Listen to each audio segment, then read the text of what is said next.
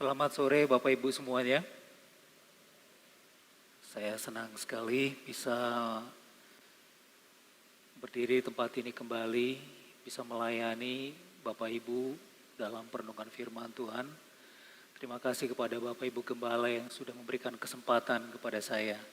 Dan saya sangat diberkati melalui pujian. Tadinya saya berpikir saya akan duet dengan Pak Yahya. Ya, tapi nanti lain kali kita akan lakukan itu. Dan ketika saya memperhatikan tadi pujian dari mahasiswa Stefa, rupanya kata Tuhan dalam bahasa Kalimantan Jubata itu hampir sama dengan bahasa Batak, yaitu Debata, hampir sama Jubata. Oh, rupanya itu kata Tuhan ya, luar biasa. Baik saudara-saudari kasih dalam Tuhan, tadi pagi Pak Ngastoroso bertanya kepada jemaat Tuhan, apakah Bapak Ibu bahagia? Kalau saya tidak tanya begitu. Apakah Bapak Ibu ada yang tidak bahagia? Ada yang tidak bahagia? Saya kebalikan dari Pak Ngastoroso ini. Ada yang tidak bahagia? Silakan angkat tangan. Tidak apa-apa. Kita jujur saja. Ini kita berbicara tentang keluarga. Ada yang tidak bahagia? Kalau saya bahagia. Kalau saya bilang tidak bahagia, istri saya bisa marah. Karena dia ada di sini sekarang, begitu ya. Nah, saudara dikasih dalam Tuhan, marilah kita membuka Alkitab bagian pada sore hari ini. Dan saya akan memilih satu tema dari bagian ini, subtema, apakah sumber kebahagiaan dalam keluarga Kristen. Nah, saya akan memilih satu tema, subtema dari bagian ini adalah, apakah sumber ketidakbahagiaan di dalam keluarga Kristen. Sudah banyak pembicara-pembicara sebelumnya itu berbicara tentang kebahagiaan, sumber kebahagiaan, ya, dan itu sangat memberkati kita.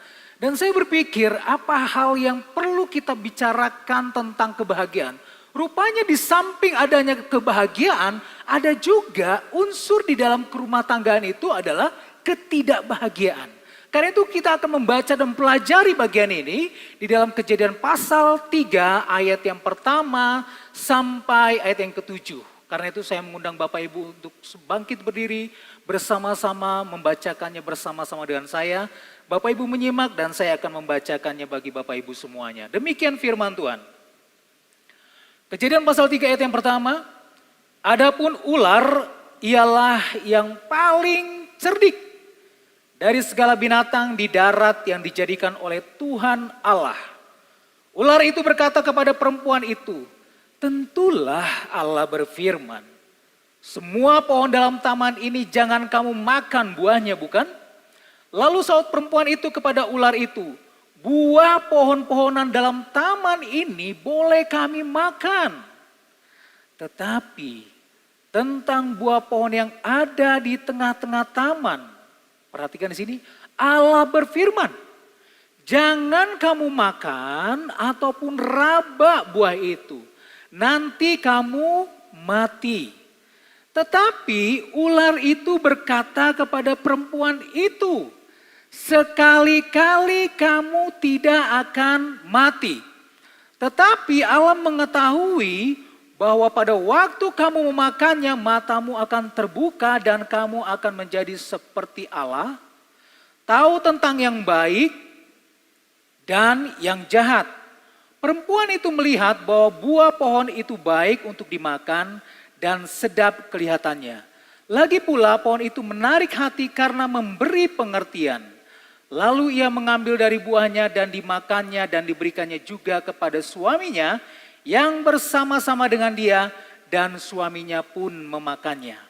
Maka terbukalah mata mereka berdua dan mereka tahu bahwa mereka telanjang. Lalu mereka menyemat daun pohon ara dan membuat cawan. Mari sekali lagi kita berdoa. Ya Bapa Surgawi yang penuh kasih dan penuh rahmat, berkatilah kami, tuntunlah kami. Kami rindu mengenal kehendak-Mu di dalam kehidupan kami. Dan biarlah Roh Allah sendiri yang berbicara terus di dalam hidup kami. Di dalam nama-Mu Tuhan Yesus Kristus Allah kami yang hidup. Amin. Silakan saudara-saudara duduk kembali. Nah saudara yang kasih dalam Tuhan, kalau kita berbicara tentang apakah sumber kebahagiaan, Tentu kita sudah sepakat semua, setiap orang yang mengaku dirinya adalah umat Kristen pasti akan berkata bahwa sumber kebahagiaan kita itu adalah Kristus. Tidak ada yang lain. Itu sebabnya bukan tanpa alasan pemazmur mengatakan, kalau bukan Tuhan yang membangun sebuah rumah, sia-sialah orang membangunnya. Kenapa dikatakan demikian oleh seorang pemazmur? Karena mereka tahu, pemazmur tahu bahwa sumber dari kebahagiaan itu adalah Tuhan. Rumah tangga yang dibangun oleh dasar karena dasarnya itu adalah Tuhan, maka akan ada tercipta kebahagiaan di sana. Kalau saya bertanya kepada seorang pasangan muda atau yang akan menikah, pasti ketika dia ditanyakan apakah tujuanmu dalam pernikahan? Dan dia pasti akan berkata, saya ingin bahagia. Bukankah begitu banyak orang-orang yang masuk di dalam pernikahan ingin bahagia? Tetapi kenyataannya yang tidak disadari adalah bahwa seringkali persoalan-persoalan dalam rumah tangga membuat kita menjadi tidak bahagia. Persoalan-persoalan ekonomi, persoalan interaksi dengan pasangan seringkali timbul konflik yang mengakibatkan bahwa kita seringkali membuat sebuah keputusan yang keliru. Nah, saudara dikasih dalam Tuhan, ada satu buah kisah. Ada seorang anak, sebut saja namanya Asep ya. Supaya di sini, kalau Asep itu kan orang Sunda ya gitu ya. Jadi tidak akan ada di sini namanya Asep. Saya yakin tidak ada. Ada yang namanya Asep? Kalau ada yang namanya Asep, saya ganti lagi namanya. Tidak ada ya? Oke, tidak ada. Namanya Asep. Asep ini kemudian diajak oleh mamanya. Dan mamanya ngajak dia ke supermarket. Ketika dia ada di supermarket, rupanya Asep melihat ada sebuah coklat. Dan ketika dia melihat sebuah coklat itu, kemudian dia timbul keinginannya untuk memiliki coklat itu. Ma, berikan aku coklat itu. Kemudian mamanya berkata kepada si Asep ini, tidak ada uang, katanya begitu. Akhirnya apa? Yang disampaikan oleh Asep apa? Bukan mengeluh, bukan mengomel, tetapi kemudian dia menangis. Lalu kemudian, hei kamu jangan menangis terus, katanya begitu kepada Asep. Lalu kemudian ibunya berkata kepada Asep, kalau nanti kamu nangis, nanti bapak marah, begitu ya. Kemudian bukannya semakin diam, tetapi kemudian Asep semakin keras nangisnya. Lalu karena dia bingung sang ibu ini, akhirnya apa yang dia lakukan? Akhirnya ya sudah, nanti saya belikan coklatnya, tetapi makannya nanti, bukan di sini. Saudara kasih dalam Tuhan, kita melihat, kemudian Asep berpikir di dalam hatinya, oh iya, rupanya ketika saya menangis, keinginan saya bisa dituruti oleh mama saya. Di sini kita melihat ada problematika yang terjadi. Keinginan seorang anak yang begitu kuat memiliki coklat, rupanya itu membuat sang ibu luluh dengan sebuah tangisan. Menangis, dan itu menjadi senjata. Bukankah itu yang terjadi? Bapak Ibu pasti yang kalau punya anak dan pasti pernah mengalami situasi seperti itu. Saya pernah mengalami situasi seperti itu, pasti pernah. Dan saya pernah mengalaminya, dan ketika anak saya menangis, merengek-rengek, kadang muncul hati yang luluh, aduh bagaimana ya. Tapi kadang saya harus tegas dengan anak saya, bahwa itu tidak baik untuk dirinya. Di sini kita melihat gambaran ketika anak menginginkan sesuatu, maka dia memakai senjata sebuah tangisan. Dan di sini kita melihat bahwa seorang ibu yang tadinya berkata tidak ada uang untuk coklat, rupanya bisa tuh beli coklat dengan uang yang ada. Dan kata lain kemudian anak melihat, oh rupanya ibu berbohong. Betul? Rupanya ibu bisa punya uang untuk membeli coklat, berarti ada uang, ya kan? Kemudian rupanya dipikirkan oleh anak, bisa kok beli coklat, bapak nggak marah, gitu kan? Rupanya ibu berbohong lagi begitu. Jadi sebenarnya yang ingin disampaikan adalah seharusnya seorang ibu mengedukasi bahwa ketika kita banyak makan coklat itu akan memberikan satu kerusakan pada gigi kita atau pada tubuh kita misalnya. Sehingga anak akan diajari untuk berpikir dan bernegosiasi. Tetapi ini tidak terjadi pada anak itu. Sehingga Asep mendapatkan apa yang menjadi keinginan-keinginannya. Nah saudara kasih dalam Tuhan, manusia seringkali gagal di dalam pernikahannya itu bukan karena persoalan-persoalan yang besar. Bukan, tetapi karena persoalan yang sepele. Apakah itu? Keinginan. Keinginanlah yang membuat seseorang terkadang menjadi rusak. Saya ambil contoh misalnya seperti yang disampaikan seorang filsuf ya, filsuf muda dari orang Indonesia. Reza Watimena, seorang filsuf tamatan dari Italia dia ini, ya. Reza Watimena pernah berkata begini, keinginan itu lahir dari 3 hal. Yang pertama itu ingatan. Bayangkan, saya ambil contoh misalnya Asep. Asep itu pernah makan coklat, itu sebabnya dia tahu rasa coklat. Jadi ketika dia punya ingatan terhadap rasa coklat yang begitu enak dan manis, maka keinginan itu ketika dia melihat coklat itu sangat besar. Sehingga keinginan itu menarik dia, ingatan itu menarik dia untuk menginginkan rasa coklat itu. Kemudian ketika dia menyentuh ada persentuhan dengan objek. Objek itu ketika coklat itu disentuh, wah rasanya kok lentur, enak begitu ya. Lembut, wah enak ini. Dan itu kemudian tersimpan di dalam memorinya, di dalam pikirannya. Jadi ketika dia menyentuh atau mengingat kenikmatan rasa coklat itu, dia menggambarkan, wah ini akan membuat saya bahagia. Nah, saudara-saudara kasih dalam Tuhan, apa yang kemudian membuat Allah murka kepada bangsa Israel? Apa yang membuat Allah murka kepada bangsa Israel? Itu adalah keinginan. Keinginan segelintir orang. Keinginan dari segelintir orang durjana ketika mereka ada di tanah Mesir. Mereka berkata, kita teringat. Betul? Kita teringat dengan daging yang enak ya. Sementara di sini tidak ada apapun. Kemudian apa yang dilakukan oleh Allah? Allah mengirimkan daging melalui burung. Tetapi itu pun juga tidak memuaskan hati bangsa Israel sehingga Allah murka kepada bangsa Israel.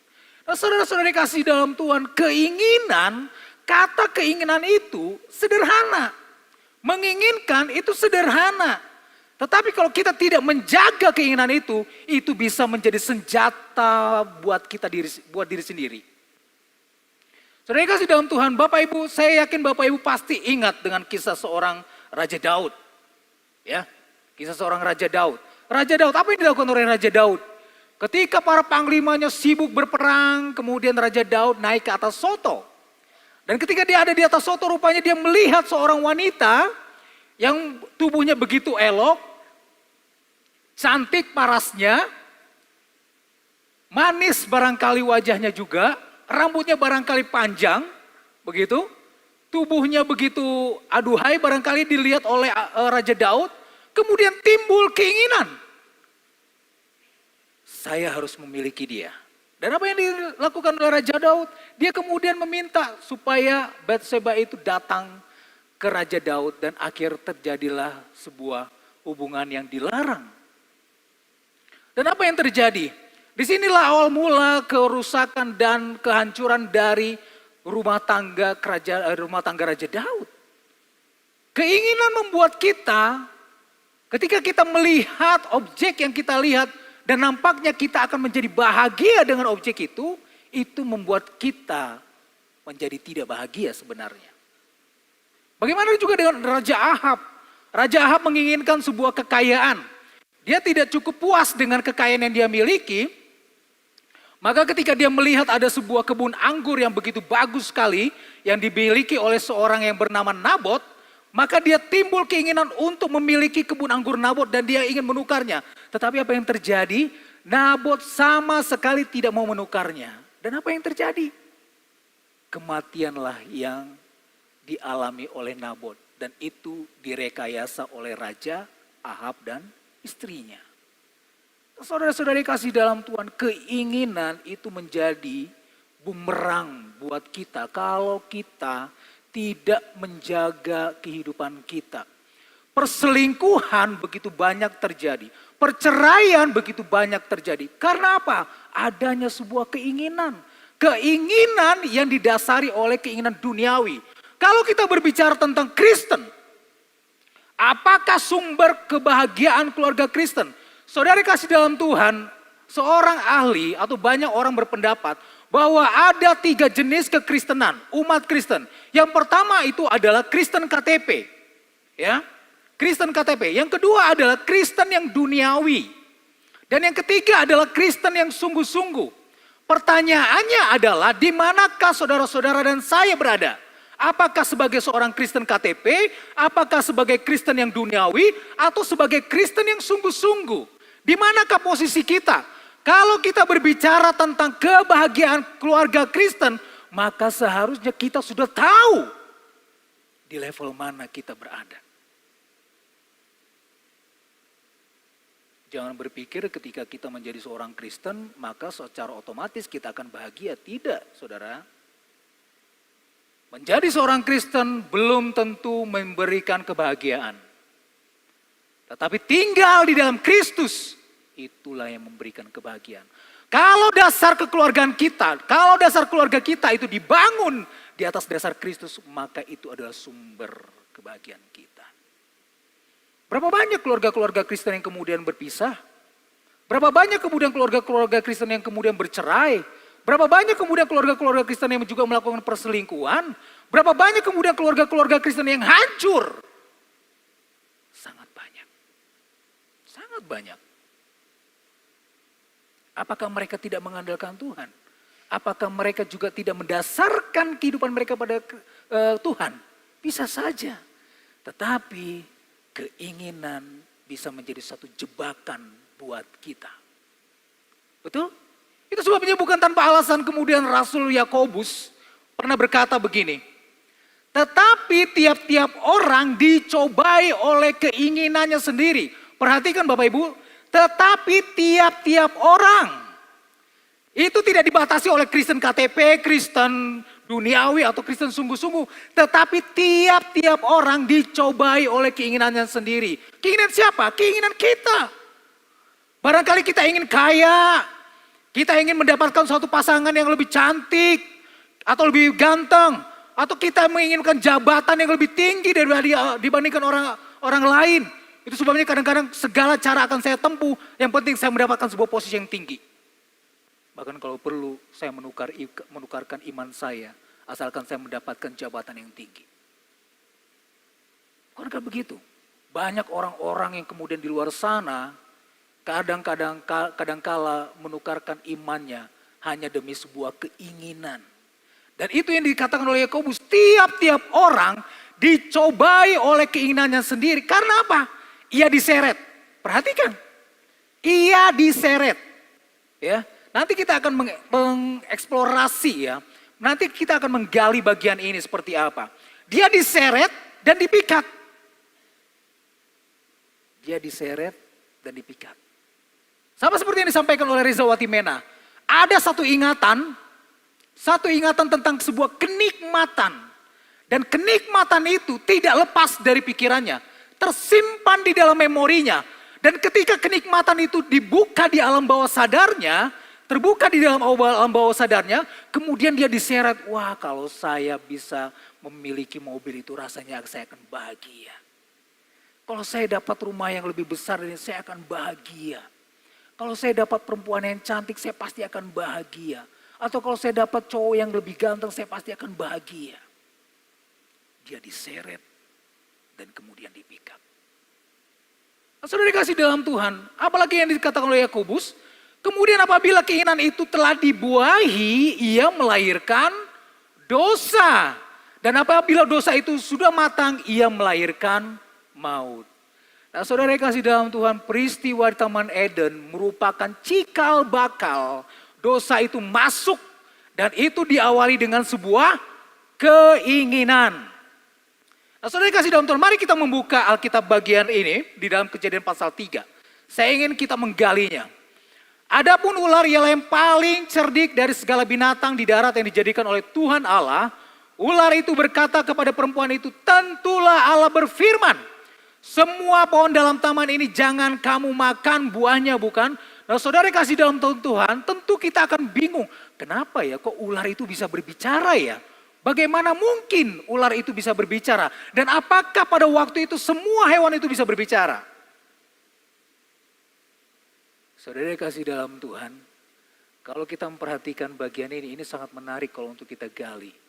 Ya, pada zaman dahulu, pada waktu peristiwa Allah mengantarkan bangsa Israel keluar dari tanah Mesir menuju tanah Kanaan, maka ada satu raja yang kemudian memanggil satu nabi namanya Bileam. Tahu kan? Bileam bin Peor ya, bukan bin Peot tapi bin Peor. Bileam bin Peor. Kemudian raja ini mengatakan kepada Bileam bin Peor, datanglah kemari, aku akan membayarmu. Tetapi kamu harus kutuki bangsa Israel yang keluar dari tanah Mesir menuju tanah Kanaan. Lalu apa yang disampaikan oleh Bileam bin Peor? Oke, saya tidak bisa karena Tuhan melarang saya. Lalu dibujuk lagi oleh raja ini. Kemudian aku akan memberikan semua apa yang kau inginkan asal kau kutuk bangsa Israel. Tapi kemudian dia datang lagi kepada Tuhan. Tuhan, apakah aku harus berangkat dengan raja ini? Kata Tuhan, jangan. Ya, jangan. Tapi kemudian diberikan iming-iming yang lebih besar lagi sehingga apa yang terjadi? Bileam pun datang kepada Tuhan dan memohon kepada Tuhan apa yang akan disampaikan. Lalu akhirnya apa yang dilakukan oleh Bileam? Akhirnya Bileam pergi. Ya, pergi. Dan akhirnya apa? Ketika dia pergi untuk mengutuki bangsa Israel, rupanya dari mulut Bileam itu bukanlah kutuk. Bukanlah kutuk, melainkan berkat yang diberikan kepada bangsa Israel. Nah, saudara dikasih dalam Tuhan, kalau kita memperhatikan bagian ini, itulah keinginan yang dimiliki oleh manusia. Dan di sini kita menemukan bahwa seekor ya, bukan seorang ya, kok seorang ya, seekor maksud saya. Seekor ular diizinkan berbicara begitu. Ketika Bileam bin Peor pun ketika dia akan berangkat, Tuhan membuka mulut keledainya. Supaya dia menegur seorang yang namanya Bileam. Ya. Sudah dilarang oleh Tuhan tetapi dia tetap berangkat. Tuhan membuka mulutnya. Demikian di bagian ini, ular dipakai oleh si jahat untuk menggoda. Dan apa yang dilakukannya adalah dia memutarbalikkan firman Tuhan. Seolah-olah benar. Perhatikan, semua pohon dalam taman ini jangan kamu makan buahnya, bukan? Padahal Tuhan berfirman, semua pohon dalam taman ini boleh kamu makan. Kecuali ada satu. Tetapi iblis kemudian memutarnya, ular kemudian memutarnya melalui iblis. Ya, semua pohon dalam taman ini jangan kamu makan. Seolah-olah ini benar. Perhatikan Bapak Ibu Saudara dikasih dalam Tuhan. Seringkali kita mendengar firman Tuhan, seringkali kalau kita tidak peka kepada pimpinan Roh Allah, maka inilah yang terjadi. Ya, kita tidak mengerti bahwa ini sesuai kehendak Tuhan atau tidak ya. Ini selaras dengan kehendak Tuhan atau tidak ya. Maka dalam bagian ini, marilah kita melihat ada beberapa prinsip dari bagian ini. Yang pertama, kalau kita melihat, yang pertama kita mesti menselaraskan keinginan kita dengan kehendak Allah. Apakah kita tidak boleh menginginkan sesuatu? Boleh. Apakah itu berarti bahwa kita tidak boleh menginginkan seseorang yang lebih cantik dibandingkan kalau kita ingin memiliki seorang istri, ingin memiliki seorang suami, tidak boleh memiliki pasangan yang cantik atau ganteng? Boleh. Tetapi selaraskan dengan keinginan Allah. Apakah itu selaras dengan kehendak Tuhan? Ataukah itu tidak selaras dengan kehendak Tuhan? Sama seperti yang disampaikan dalam bagian ini. Di ayat yang ke-6a dikatakan di sini, perempuan itu melihat bahwa buah pohon itu baik untuk dimakan dan sedap kelihatannya. Ketika iblis menggoda, ya, ketika iblis menggoda bahwa semua pohon dalam taman ini jangan kau makan, seolah-olah itu betul. Seolah-olah itu betul, tetapi sebenarnya itu tidak betul, tidak benar. Tetapi apa yang disampaikan oleh Hawa, buah pohon-pohonan dalam taman ini boleh kami makan. Perhatikan saudara, buah pohon-pohonan dalam taman ini boleh kami makan. Tetapi tentang buah pohon yang ada di tengah-tengah taman, Allah berfirman, jangan kamu makan ataupun raba buah itu. Nanti kamu mati. Di sinilah kita melihat cikal bakalnya. Pertanyaannya adalah kenapa bukan Adam yang digoda oleh iblis? Kenapa bukan Adam yang digoda oleh iblis? Kenapa Hawa? Pernah nggak Bapak Ibu berpikir begitu? Bertanya seperti itu.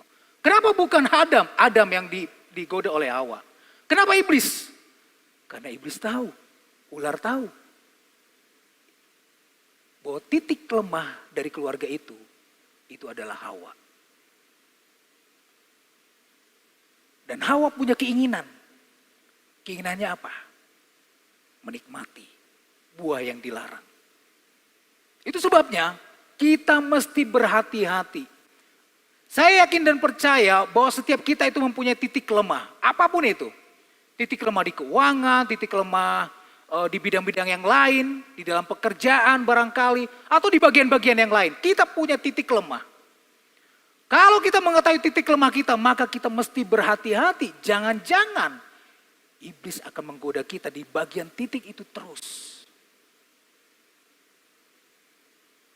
Itu sebabnya ketika kita memiliki satu keinginan apapun itu, marilah kita menselaraskan keinginan kita itu dengan kehendak daripada Allah.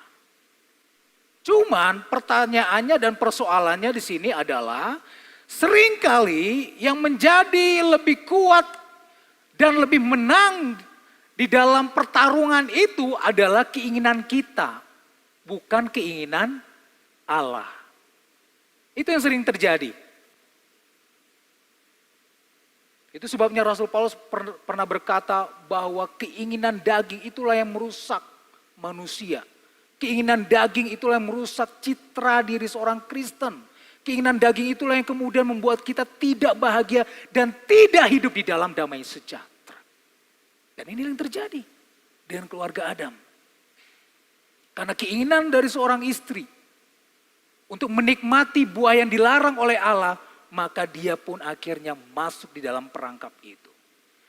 Itu sebabnya saudara kasih dalam Tuhan, ketika Rasul Yakobus berkata, tiap-tiap orang itu dicobai oleh keinginan, maka keinginan kita mesti dipertanyakan dan kita menguji kembali apakah keinginan kita ini selaras dan sejalan dengan kehendak Allah atau tidak. Saya sangat senang dengan dengan profil seorang bapak iman ya, menurut saya di dunia modern, bernama George Muller ya. Saya banyak belajar dari George Muller bagaimana hidup dalam beriman. George Muller ini adalah seorang teolog, seorang pendeta dan seorang pendiri dari panti asuhan yang memiliki anak sebanyak 2.000 orang ya. Luar biasa. Dan dia tidak pernah memiliki satu tabungan apapun. Dia tidak memiliki apapun. Tetapi yang diajarkan adalah ketika dia ada sebuah buku sederhana, ya 1 jam bersama dengan George Muller. Ketika saya membaca bagian itu, maka ketika kita ingin menselaraskan kehidupan kita, ketika kita ingin berjalan bersama-sama dengan Allah, satu pesan yang disampaikan oleh George Muller adalah selaraskan keinginanmu itu dengan kehendak Allah. Kalau kita tidak menselaraskan keinginan kita dengan kehendak Allah, maka doa-doa Anda, doa-doa saudara, doa-doa saya itu tidak akan dijawab oleh Allah. Sampai pada akhirnya kita menundukkan diri terhadap kehendak Allah, maka di sanalah kemudian Allah akan menjawabnya. Bagi Allah apakah sangat sukar untuk memberkati kita? Tidak. Sangat sederhana pekerjaan itu bagi Allah. Tetapi yang paling penting adalah memproses kita supaya kita bergantung dan selaras dengan kehendak Dia. Saudara kasih dalam Tuhan, kalau saya membaca kehidupan daripada George Muller, bukan tanpa alasan dia disebut sebagai seorang bapak, orang yang bapak beriman di dunia modern, karena hidupnya senantiasa dilatih dari hari ke hari. Tidak ada makanan, tetapi dia senantiasa bergantung kepada Tuhan. Dan pada akhirnya Allah mengirimkan bertubi-tubi berkat-berkat yang dia tidak tahu dari siapa dan dari mana. Berkat itu datang. Jadi kalau kita memiliki keinginan, Mari kita selaraskan keinginan kita itu kepada Tuhan. Yang kedua, saudara dikasih dalam Tuhan. Yang kedua, prinsip kebenaran di sini. Kalau kita melihat di ayat yang kelima, ya, di ayat yang kelima, tetapi Allah mengetahui, di ayat yang ketiga, saya bacakan dua ayat yang ketiga ya. Tetapi tentang buah pohon yang ada di tengah-tengah taman, Allah berfirman, jangan kamu makan ataupun raba buah itu, nanti kamu mati. Ayat yang kelima, ini iblis yang berkata, ular yang berkata, sekali-kali kamu tidak akan mati. Ya. Tetapi Allah mengetahui bahwa pada waktu kamu makannya, matamu akan terbuka dan kamu akan menjadi seperti Allah, tahu tentang yang baik dan yang jahat. Saudara kasih dalam Tuhan, kita membaca Alkitab itu adalah sesuatu hal yang sangat-sangat penting. Ya. Membaca firman Allah itu adalah sesuatu yang sangat penting. Bagaimana kemudian kita bisa mengalahkan panas si jahat kalau kita tidak pernah membaca Alkitab? Bagaimana kemudian kita bisa menang melawan setiap godaan ataupun pencobaan-pencobaan yang ada kalau kita tidak bergaul erat dengan firman-Nya? Nah, persoalannya adalah ketika kita membaca firman Tuhan, kita seringkali mengabaikan firman Allah itu. Sama seperti yang dilakukan oleh seorang yang bernama Hawa. Hawa berkata di ayat yang ketiga di sana, Allah itu boleh makan buah-buah itu, boleh. Sangat-sangat boleh, ya. Dikatakan di sana. Tetapi ada satu dasarnya, pohon yang di tengah-tengah taman itu tidak boleh dimakan. Yang lainnya boleh, begitu. Tetapi kemudian ketika ada satu masukan lain, perhatikan di sini. Ketika ada satu masukan lain, suara-suara yang lain, ya, di ayat yang kelima, tetapi Allah mengetahui seringkali suara-suara yang lain itu memberikan nuansa-nuansa rohani, mengatasnamakan Allah. Sehingga itu terkesan, oh ya ini kayaknya rohani ini kayaknya berasal dari Tuhan. Kalau saya mengambil berkat ini gak apa-apa lah. Ya, tahu nanti saya juga akan berikan juga kepada orang lain. Itu yang disebut dengan rasionalisasi pembenaran terhadap tindakan-tindakan yang tidak benar. Dan inilah yang barangkali dipikirkan oleh seorang Hawa. Tetapi Allah mengetahui bahwa pada waktu kamu makannya matamu akan terbuka dan kamu akan menjadi seperti Allah. Tahu tentang yang baik dan yang jahat. Hawa sudah menerima firman Allah dari siapa? Dari Adam tentunya. Tetapi ketika dia menerimanya, mengingatnya, tidak berhenti di situ saja. Ada suara lain. Dan suara ini yang lebih didengarkan. Maka di poin ketiga itu adalah marilah ketika kita memiliki satu suara-suara yang sudah kita tahu bahwa ini berasal dari kebenaran, kita seharusnya taat, mentaati apa yang menjadi keinginan dan kehendak Allah. Membaca firman Tuhan adalah satu hal, tetapi mentaati firman Tuhan adalah hal yang lain. Itu sebabnya membaca tidak cukup, tetapi hidup berjalan di dalam kebenaran itu adalah satu hal yang menjadi keutuhan di dalam kehidupan umat Kristen. Bapak Ibu rajin beribadah, rajin ke gereja, bisa barangkali rajin setiap hari Bapak Ibu bisa datang ke gereja. Tetapi kalau Bapak Ibu tidak hidup di dalam firman, tidak tinggal di dalam Kristus, tidak bernaung di dalam Kristus, dan tidak menjadikan Kristus sebagai dasar di dalam kehidupan keluarga kita, tidak mungkin kita menjadi umat yang berbahagia. Tidak mungkin. Maka Tuhan Yesus pernah berujar dan berfirman, barang siapa tinggal di dalam aku maka dia akan berbuah. Di luar aku tidak mungkin kita bisa berbuah. Di luar aku kata Tuhan tidak mungkin kita bisa menjadi berkat. Tidak mungkin rumah tangga kita itu bisa menjadi berkat bagi rumah tangga yang lain. Tidak mungkin keluarga kita juga bisa menjadi contoh bagi keluarga yang lain.